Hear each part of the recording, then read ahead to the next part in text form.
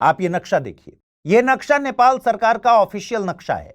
इसको 2020 में जारी किया गया था। नेपाल के नक्शे में नॉर्थ ईस्ट में जो हुक टाइप का दिख रहा है, ये इसी पूरे विवाद की जड़ है, इसी का पूरा विवाद है। इसी एरिया में है लिपुलेख, कालापानी और लिम्पियाधुरा। ये लगभग 370 स्क्वायर किलोमीटर का एरिया है। लेकिन अब सवाल यह है कि विवाद हुआ क्यों? दोस्तों, विवाद का बहुत ही एक इंटरेस्टिंग पॉइंट है। विवाद पैदा हुआ इस सवाल से कि नदी का उद्गम कहां है। देखिए, संधि के कागज पर नियम बनाना आसान था, लेकिन असली विवाद इस सवाल से शुरू होता है कि काली नदी का उद्गम कहां है। यही प्रश्न आज के विवाद की भी जड़ है।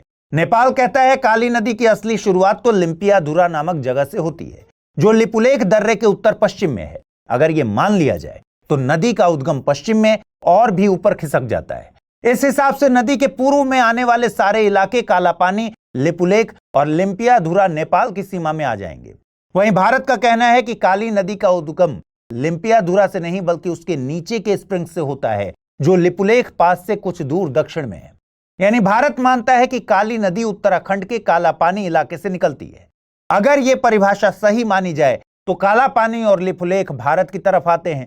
भारत का यह भी कहना है कि संधि में सिर्फ नदी का नाम है, मगर ऊपर के पहाड़ी इलाके को लेकर साफ साफ डिमार्केशन नहीं है। भारत का तर्क यह भी है कि 19वीं सदी के ब्रिटिश काल के प्रशासनिक और राजस्व रिकॉर्ड बताते हैं कि काला पानी भारत की तरफ था और उसे पिथौरागढ़ जिले का हिस्सा माना जाता था, जो अब उत्तराखंड में है।